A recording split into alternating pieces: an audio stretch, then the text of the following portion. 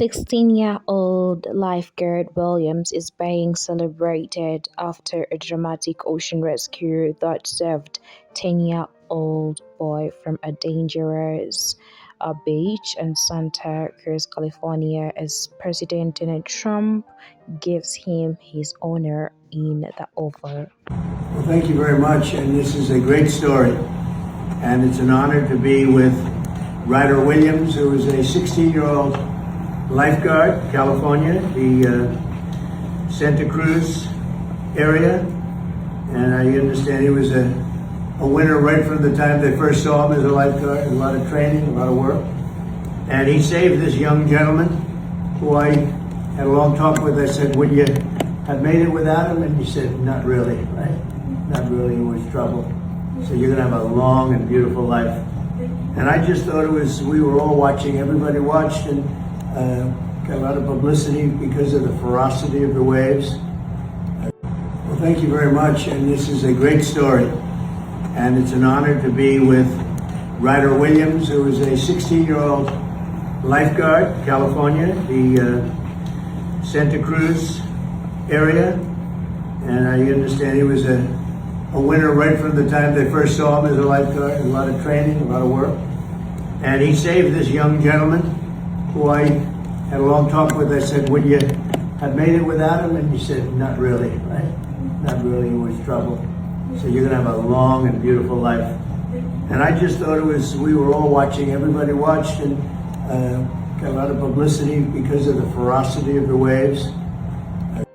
Aaron Bonin, Santa Cruz lifeguard, who assisted Ryder, and he became quite famous also. That was a good assist. He helped you a lot. Right? He helped you a lot. Thank you very much. Great job. Fantastic. Good job. Were you responsible for the training? Yes, I help oversee and guide the training for our lifeguard program. And for a lot of the lifeguards, right? We train about 200 lifeguards a year. Right. At that age, too.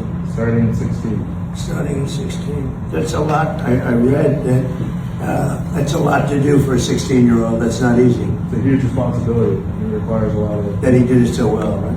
Requires a lot of integrity and resilience, and I think this particular rescue that Ryder performed really exemplifies what we're looking for in a safe country. And you couldn't let go for an instant.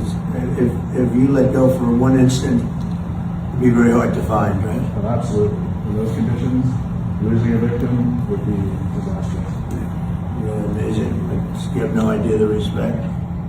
Go ahead, Thank please. you, Mr. President. So thank you for doing this. First of all, Sure. what do you hope young Americans in our country take away from this incredible young man's That's story? a great question. And look, they're going to look up to Ryder. They're going to look up to Nathaniel, the way Nathaniel handled it. He was cool considering the problems I was watching. He was very cool, and they're going to gain respect.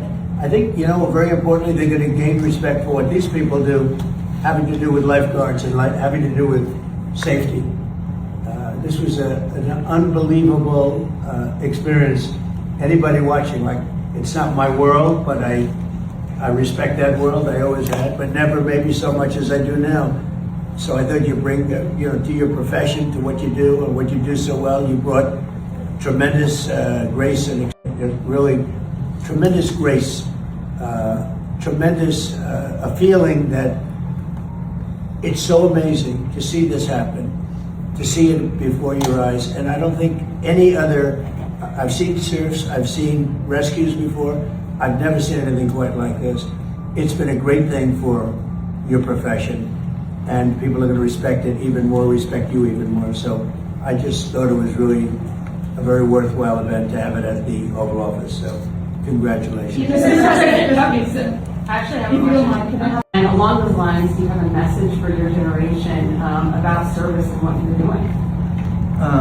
I hope that everybody can take away from this and try to help more people, try to look out for everybody around you, and just try to help everybody out as much as you can.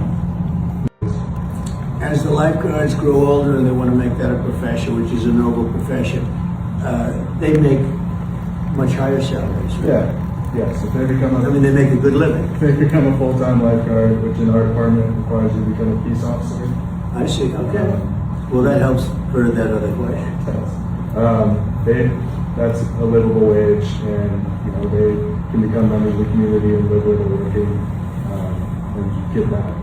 So will you be doing it? You help so much with Ryder. Will you be doing it as a profession, or will you be doing other things later? So I'm actually a full-time firefighter paramedic with the fire department in California, and I've stayed on the books for state parks because I owe this program a lot, and it's done a lot for me. Oh, that's good. I love being here, helping train people like Ryder, so I'm gonna stay around for a long time. That's great. Good job. You know, it's so exciting to see something like this happen. He's a real hero.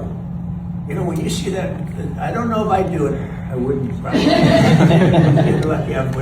You're lucky I wasn't on the service that day. I don't know.